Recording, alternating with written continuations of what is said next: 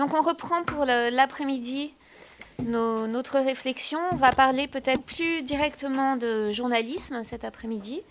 Donc on commence avec Hervé Demailly et Valérie Jeanne Perrier, qui sont mes collègues ici au CELSA, et qui ont fait une sorte de vaste enquête sur la formation en journaliste de données. Donc on vous écoute, sans vouloir vous intimider. Donc voilà, on va faire un duo cet après-midi, manière TF1 il y a quelques années. Donc voilà, on va vous parler un petit peu des cursus de formation et de la manière dont le data journalisme s'inscrit ou non dans ces cursus et de quelle manière il s'inscrit en tout cas en termes de discours.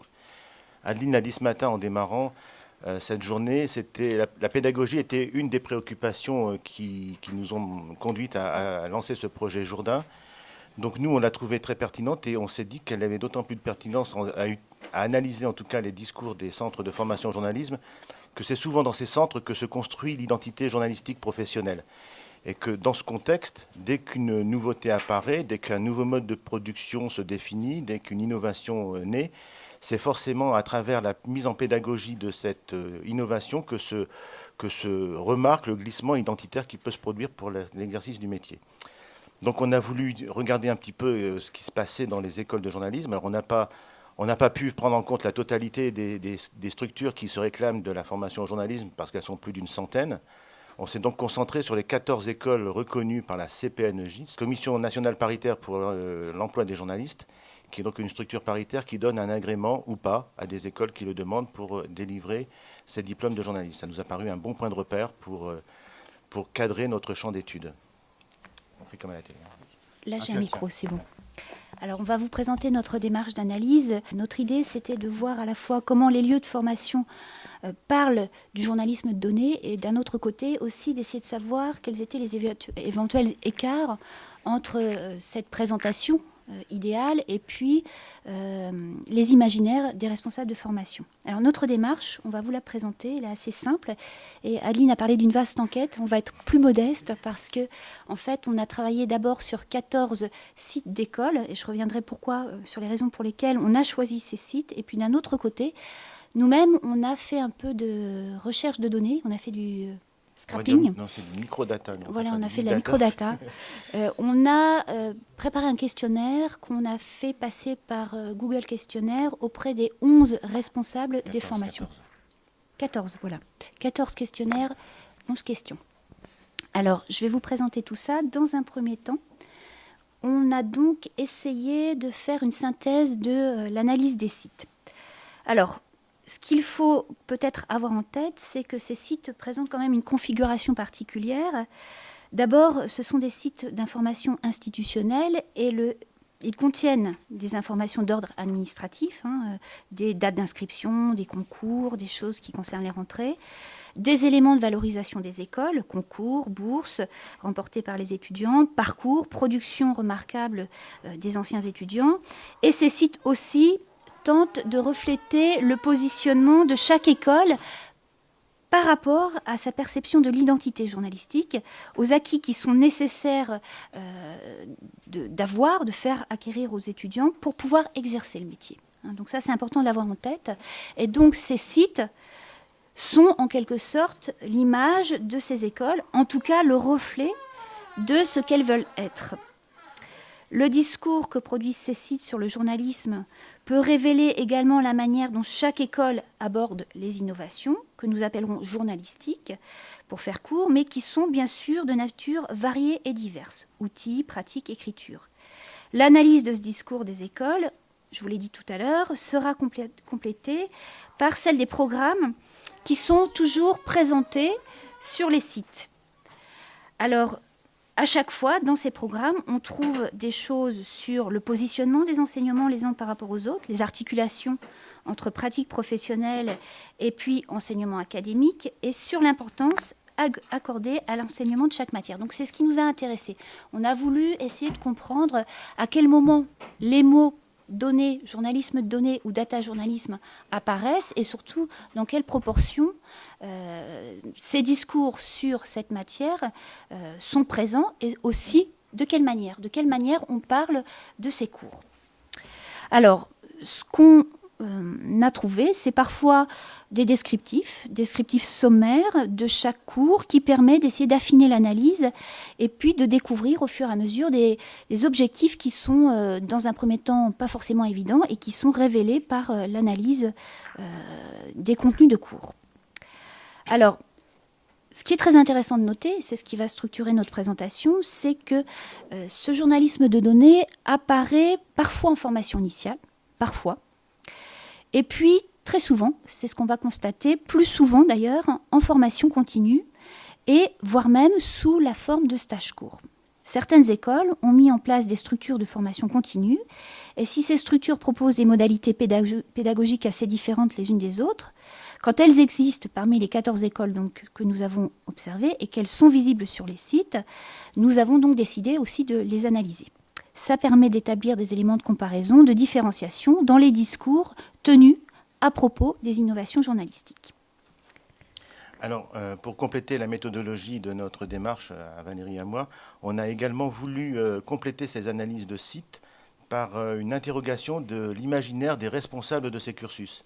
On leur a donc administré, si on peut dire, un questionnaire en 11 items dans lequel ils se sont exprimés assez librement et en tout cas de manière tout à fait anonyme. Et c'est ce qu'on verra dans la deuxième partie de notre exposé.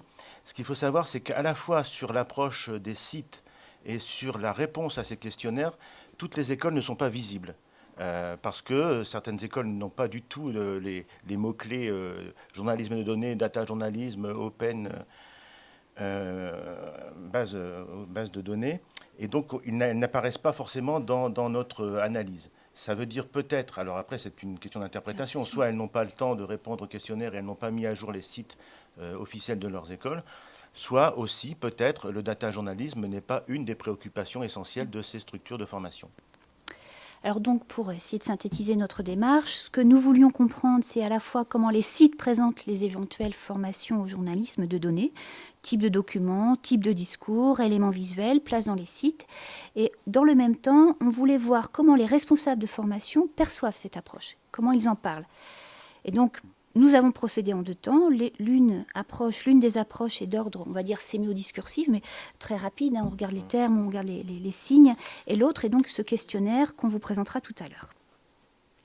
Sur la première partie, c'est moi qui continue.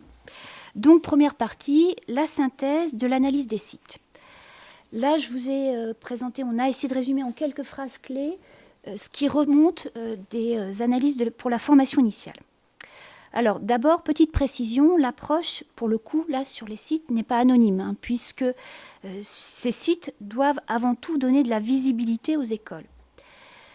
Alors, attention, petite précaution oratoire, il n'est pas dans notre propos de porter des jugements sur aucune de ces écoles ou de ces cursus. D'ailleurs, nous faisons partie du corpus. Nous essayons de mener une analyse objective des contenus des sites et de leurs modalités de présentation des contenus. Alors, si on relève le critère data journalisme ou journalisme de données comme essentiel pour notre analyse, pour analyser les sites, on s'aperçoit que seulement 8 écoles sont alors visibles dans notre approche, ce qui déjà montre aussi un intérêt qui s'amoindrit. Nous verrons aussi que la visibilité de ces critères ne s'inscrit pas toujours dans le cadre des cursus des formations initiales. C'est ce que j'annonçais tout à l'heure. Parfois, on voit apparaître des stages courts qui sont proposés dans le cadre de la formation continue et donc dans la présentation, on a distingué ces deux possibilités. Pour la formation initiale, donc, et j'y viens, quand elle s'inscrit dans les parcours de formation, l'approche du journalisme donné reste, on va dire, relativement superficielle. Les présentations des formations des cursus reconnus ne font quasiment jamais référence aux données, au data journalisme et à la data visualisation. Ce qui domine, ce qui ressort, ce sont les approches du web et du multimédia, mais en général, qui sont pour le coup, elles, partout présentes, comme s'il y avait une couche là bien assise de pratiques de socialisation, qui sont parfois présentées comme un gage d'innovation dans des pédagogies proposées. Donc on va faire quelques petits focus, notamment sur l'école de journalisme de Grenoble. Alors je vous rassure, pour les slides, on ne vous demande pas de les voir ni de les lire. L'idée, c'était de vous montrer une image globale de la présentation. Et là, ce qui est très intéressant, c'est de voir qu'on parle du data journalisme, alors dans la formation initiale, mais c'est une petite ligne, c'est un petit mot dans un texte qui décrit la formation. Les étudiants participe chaque année à plusieurs projets multimédia. Donc voilà, voilà la grande enveloppe qui accueille le journalisme donné. Et donc la phrase continue, réalisation de web documentaires, de diaporamas sonores, de couverture live d'événements, de sujets traités en data journalisme. Donc l'occurrence est comme ça, passée de manière laconique. On fait signe, on dit qu'on traite ce sujet, mais on ne va pas dans le détail. À l'IJBA, à l'école de journalisme de Bordeaux, c'est un cas un peu à part, puisque c'est quasiment la seule qui affiche clairement, dans le cadre de la formation initiale, une approche développée du journalisme de données. Il y a un Data Journalism Lab qui est constitué depuis 2 ans et qui est présenté comme une expérience unique à ce niveau de formation. Et l'illustration passe par l'affichage de la réalisation du Data Journalism Lab. Autre cas un peu particulier, parce que se revendiquant par ailleurs haut et fort du tout numérique, l'école de journalisme de Sciences Po inscrit en 2e année, donc on est au 2e temps de la formation initiale, au sein du parcours numérique, à nouveau, un enseignement obligatoire sur le journalisme de données et un autre sur l'infographie. Donc ce qui est aussi intéressant là de voir, c'est que, à nouveau, le descriptif de la formation passe par du texte et on ne voit pas d'exemple. C'est rapidement évoqué. Alors pour le journalisme de données à Sciences Po, le parcours, et le texte le dit, est enrichi par une approche des fonctions de développeur au travers d'une compréhension. Alors il s'agit de comprendre, pas de faire, donc d'avoir une intelligence de la situation professionnelle, donc de comprendre le code. L'idée de la technicité de la matière du journalisme de données, là, est sous-jacente. Pour les formations continues. Alors, pour les formations continues, le contexte est un petit peu différent parce que la problématique à la fois pédagogique et commerciale est complètement différente. On est dans une autre approche, à la fois par rapport au public auquel on s'adresse et par rapport à la dimension commerciale qui est quand même très sous-jacente. Donc là, c'est pareil, on a fait un petit relevé de ce qui était proposé dans le cadre de la formation continue. C'est également non anonyme, donc on va parler d'école. Il ne s'agit pas également de faire un palmarès de l'une ou de l'autre. Ce qu'il faut savoir, c'est que les écoles ne sont pas très nombreuses d'abord dans le cadre de la formation continue et l'affichage qu'elles proposent du data journalisme est encore plus restreint. La première structure, c'est le QEJ qui est à Strasbourg. En termes de formation continue, il propose 2 programmes de longue durée, puisque un dure 10 jours et il s'appelle, je lis, les fondamentaux du journalisme web, et l'autre fait 19 jours et s'appelle les nouveaux formats d'écriture multimédia. Alors, une chose qui était assez importante, qu'on a pu voir également en formation initiale, c'est que le data journalisme, le journalisme de données, est tout le temps associé à la data visualisation. C'est une constante dans toutes les structures. C'est plutôt la mise en forme qui prime plutôt que la recherche d'une information et la construction de l'information. Donc, dans cette deuxième proposition du QEJ, les nouveaux formats d'écriture multimédia, on aurait pu s'attendre effectivement à trouver quelque chose qui se rapporte à la data visualisation. Eh bien, pas du tout. Le data journalisme, le données, est complètement exclu de cette formation en 19 jours. Par contre, on en retrouve quelques traces dans la première proposition, les fondamentaux du journalisme web, où, à travers plusieurs espaces dédiés à différentes approches, on a un module qui s'appelle « Écrire pour le web », qui dure 3 jours, et dans lequel on retrouve, au milieu d'une multitude d'entrées possibles, une entrée qui est intitulée « Le data journalisme, quelques exemples ». Et dans un autre module de cette formation, un peu plus loin, qui dure 2 jours et qui s'appelle « Veille sur Internet », on retrouve une autre entrée qui s'appelle l'open data, et les bases de données administratives. Voilà, donc ça conduit, si on fait l'analyse un petit peu de cette présentation uniquement sur des mots qui sont affichés sur un site officiel, on peut en déduire que finalement le data journalisme n'est pas forcément enseigné en tant que genre journalistique à part entière, mais bien comme à travers d'exemples. On est dans l'exemple de ce qui s'est fait ailleurs, de ce qui s'est fait dans le passé. On a aussi l'information que les bases de données administratives ne sont pas forcément des objets produisant une information, mais sont des objets qui servent à une veille éditoriale quelconque, et que finalement, toutes ces 2 approches ne conduisent pas à une publication, à une écriture spécifique, puisque dans la deuxième module, qui était, je vous rappelle le titre, les nouveaux formats d'écriture multimédia, rien n'apparaît par rapport à ce data journalisme. Donc ça, c'était le cas du QEJ. Un autre catalogue très fourni en termes de propositions de formation continue, c'est celui du CFPJ, qui, lui, déroule 71 propositions de formation uniquement sur le web et le multimédia. Et au milieu de ces 71 propositions, on en trouve 3 qui se rapportent au data journalisme, au journalisme de données. Alors, je vous donne aussi les titres de ces formations parce qu'ils sont très explicites. La première s'appelle « Expérimenter le data journalisme ». La deuxième s'appelle « Réaliser un projet de data journalisme niveau 2 ». Je n'ai pas trouvé le niveau 1 pour l'instant, mais on va continuer de chercher. Et par contre, on avait également à découvrir des outils de visualisation de données. Et là, c'est le niveau 1 et le niveau 2 est sans doute en construction. Donc ces intitulés sont très explicites parce qu'ils nous indiquent que plutôt une initiation, une expérimentation, une découverte, et non pas une maîtrise d'un genre journalistique particulier nouveau. Là aussi, on est dans une approche un peu, disons, de regard et de mise en hauteur, en tout cas. Et quand on a ce genre d'approche en formation continue, généralement, comme il y a, je vous le disais tout à l'heure, une dimension commerciale, il y a des petits paragraphes un peu incontournables qui sont, par exemple, les objectifs de la formation. Chaque structure donne les objectifs qu'elle attribue à cette formation, ou donc elle s'investit un petit peu dans ce qu'elle propose.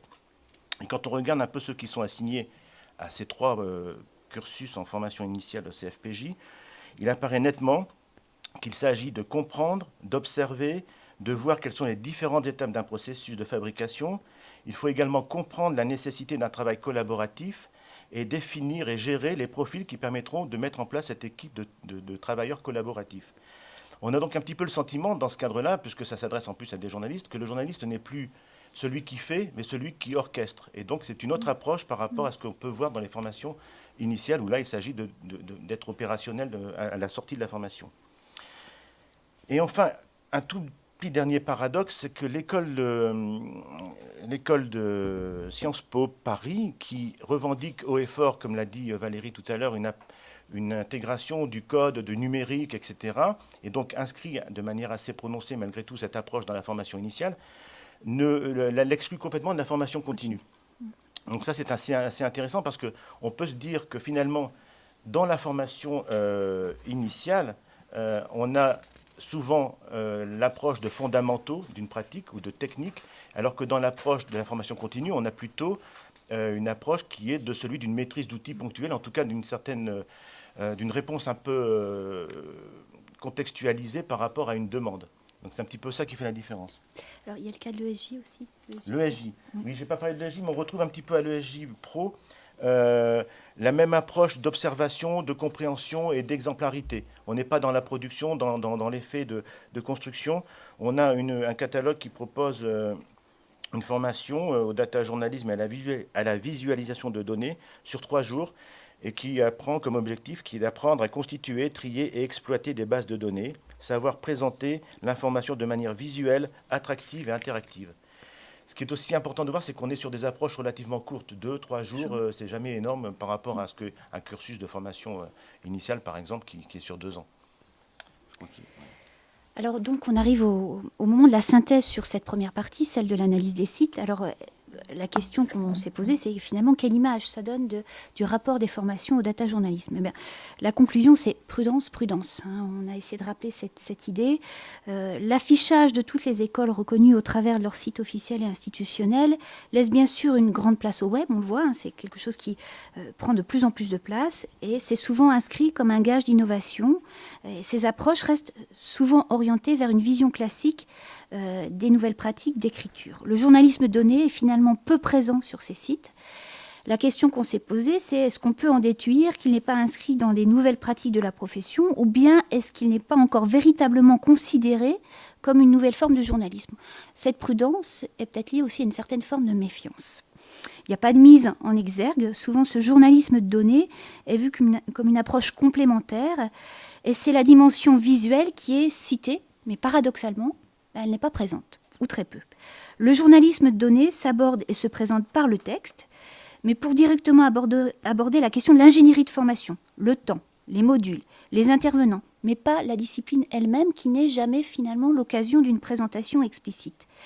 C'est en quelque sorte la chambre en plus dans l'appartement journalisme, une mise à jour, pas une révolution. Autre élément d'importance qui ressort de cette analyse, cette approche, donc, on l'a répété, est plus enseignée en formation pro, c'est-à-dire continue, qu'en formation initiale.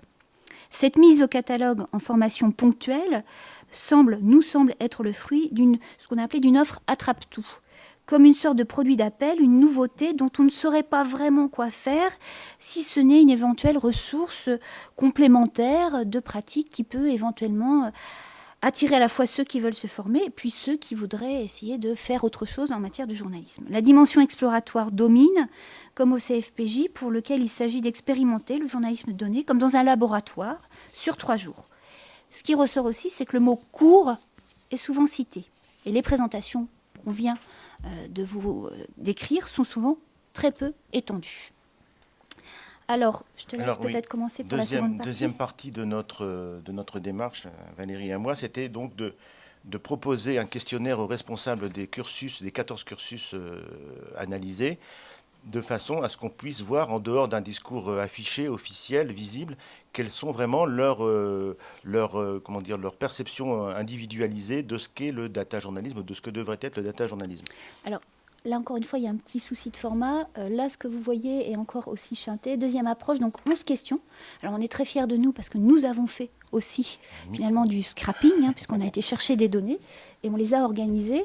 Et donc, on a eu, sur 14 cursus reconnus, 7 réponses. Donc ça aussi, c'est un élément que va décrire un élément qui Hervé. Qui est aussi un peu révélateur malgré tout de l'importance que... Alors ça aussi, c'est tout le temps à relativiser avec la disponibilité des gens à répondre à des questionnaires, mais en même temps, voilà, ça prouve que ce n'est pas forcément dans les préoccupations de toutes les écoles reconnues.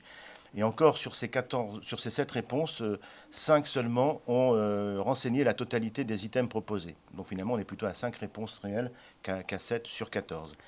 Donc ces items, ces questions, on en a mis 11 et elles ont pour vocation à vérifier 3 points essentiels pour nous. Les 4 premières que vous pouvez, j'espère, lire... Non, c'est pardon. Les 4 premières avaient pour objet de comprendre un peu l'imaginaire des responsables de formation. On a des questions dont on va revenir après. Quelle est votre définition du journalisme de données? Quelles sont les compétences journalistiques mobilisées par cette nouvelle pratique? Pensez-vous qu'il s'agisse d'une nouvelle forme de journalisme? Ou encore, comment la qualifieriez-vous? Tout ça, ce sont des questions qui sont vraiment dans l'imaginaire. On va décrire quelque chose qu'on imagine et qu'on pense. Les questions suivantes, 5 à 9, ce sont des questions qui ont pour nous l'objet de définir un petit peu les modalités de mise en pédagogie de cet imaginaire. Comment les gens le font, avec quel type de support, sur quelle durée, etc. Et les 2 dernières questions, 10 et 11, interrogent plutôt la pérennité de ce data journalisme supposé, pour voir si finalement ça rentre aussi dans une logique industrielle de médias qui pourraient recruter les gens formés sur ces procédés. Donc, l'analyse question par question, si on prend la toute première, mais on va être très court, je vous rassure. Quelle est votre définition du journalisme de données? 5 réponses, comme je vous le disais, sur cet item. Et on a des remarques qui sont qu'on est surtout sur... que le journal de données est un mode de construction de l'information qui doit être visuel. Là aussi, on retrouve tout le temps cette notion importante de rendre visible des données. Et elle apparaît pour certains responsables comme une action déshumanisée qui se fait à travers l'utilisation d'algorithmes qui conduisent à des productions automatisées. C'est un petit peu ce qu'on disait ce matin avec les informaticiens au niveau des algorithmes. Il y a une perte d'humanité, en tout cas dans ce traitement de l'information, tel que certains l'imaginent. Et l'expression de data journalisme est également présentée par certains responsables comme étant un abus de langage et comme répondant à l'obligation pour les entreprises de presse qui sont confrontées à la logique de l'open data. Donc là, on a l'influence du système qui induit un comportement éditorial dans les entreprises. Deuxième question, quelles sont les compétences journalistiques mobilisées par cette nouvelle pratique? Là, on a quand même une certaine unanimité des réponses. Tous font référence aux fondamentaux du journalisme. C'est-à-dire qu'en clair, on est d'abord journaliste avant d'être journaliste de données. Et la donnée est un terrain spécifique comme on peut en avoir dans d'autres parties du journalisme. Ce n'est pas un journalisme spécifique et que, bien sûr, ça nécessite la maîtrise d'un certain nombre d'outils comme les tableaux Excel et de savoir travailler en équipe avec des développeurs, mais ça reste du journalisme avant tout. C'est ça qui est important pour nous, en tout cas dans l'appréciation qu'on a de cette approche. S'agit-il d'une nouvelle forme de journalisme? Là, c'est également non, majoritairement, c'est non. C'est du journalisme de niche, c'est éventuellement un renouvellement des pratiques, mais c'est pour la majorité des gens qui ont répondu certainement pas un nouveau journalisme. C'est juste le terrain, encore une fois, qui change, et c'est surtout dans les modes de restitution que se trouve la principale nouveauté à travers la mise en place de structures de data journalisme et de data visualisation, pardon. Et quand il s'agit de qualifier ce qui pourrait être une nouvelle pratique, même si apparemment c'est plutôt non, on a surtout comme approche un journalisme de niche, donc quelque chose de très petit, assez fermé, assez pas secret, mais en tout cas restreint. Journalisme de niche et aussi forme hybride du journalisme sont les deux qualificatifs qui arrivent le plus souvent. Et c'est encore une fois la logique de la représentation visuelle qui est mise en avant par beaucoup de répondants, si on peut dire qu'il y a beaucoup de répondants quand on a eu 5 réponses. Voilà. Alors c'est un peu comme si finalement la finalité du produit à réaliser écrasait dans les imaginaires tout le processus de construction de l'information. Ce qui compte, c'est la fin. Alors moi, je vais pour ma part essayer de revenir sur la synthèse des questions, enfin des réponses aux questions 5 à 9, qui visaient à essayer de définir plus précisément ce qu'au travers des paroles institutionnelles analysées sur les sites d'école, comment concrètement les modalités d'enseignement du journalisme se passent.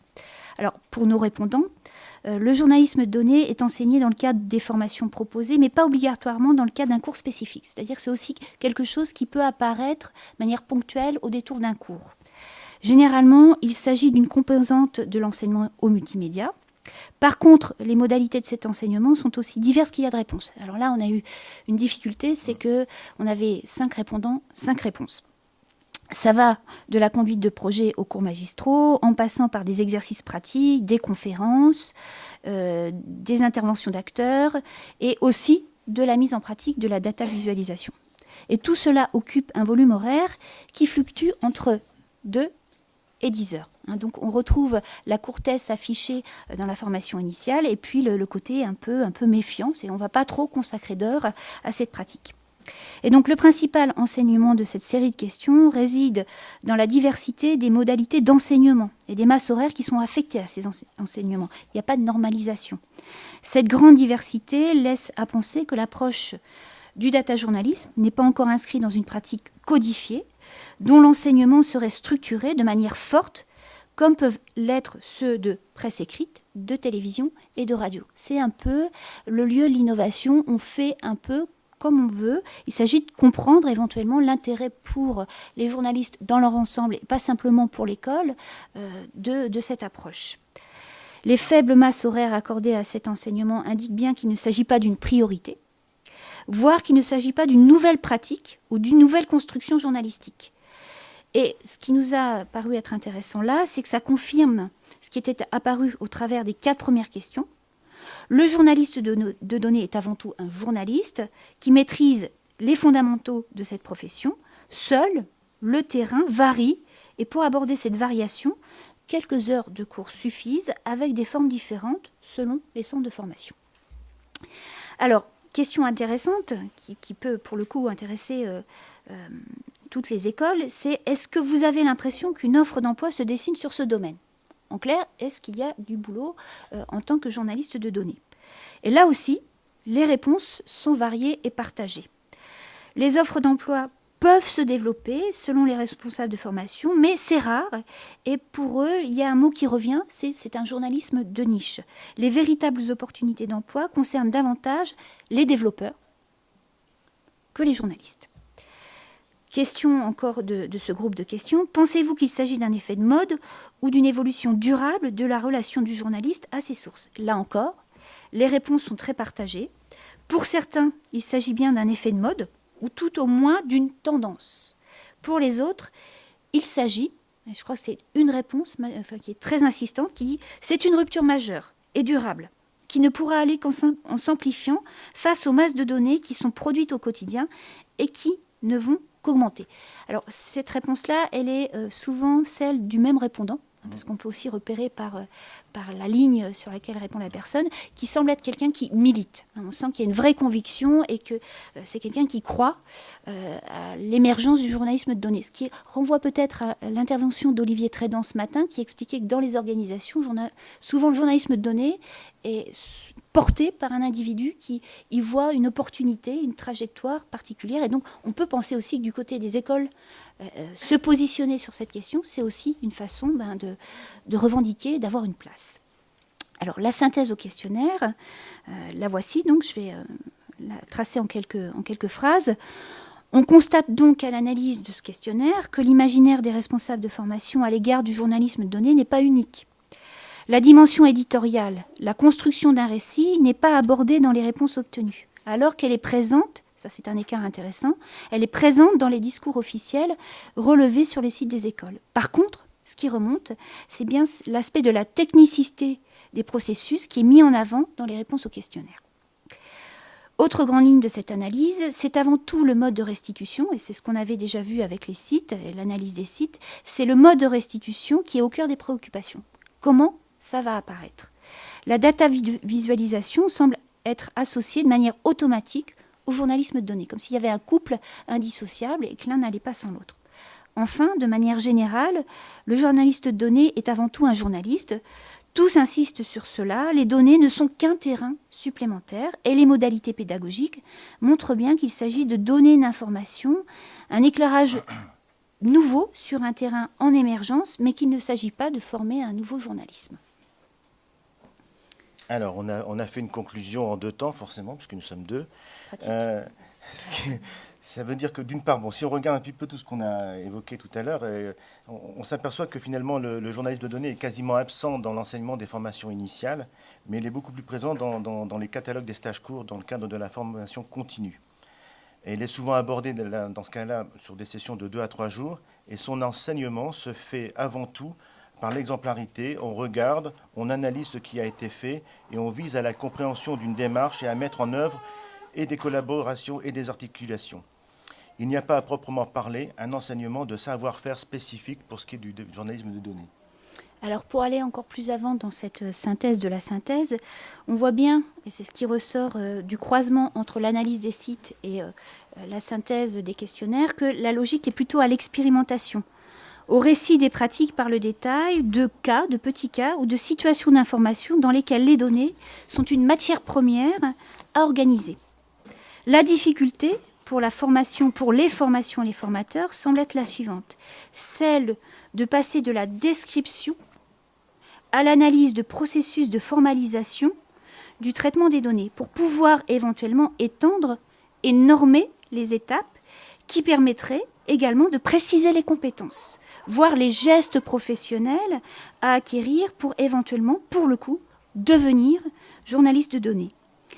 Alors, ce qui est intéressant là, c'est qu'on voit bien aussi qu'il y a la citation des ouvrages et d'articles et de figures qui tentent d'incarner ces logiques et ces postures de journaliste de données, qui sont parfois citées dans les écoles. Mais ce métier, tel qu'il est affiché ou montré à travers ces ouvrages, ces articles ou ces exemples, ce métier reste encore un potentiel, plus qu'une fonction et une réalité tangible. Donc on est encore dans l'ordre du discours et de l'expérimentation. Voilà. Voilà. Merci.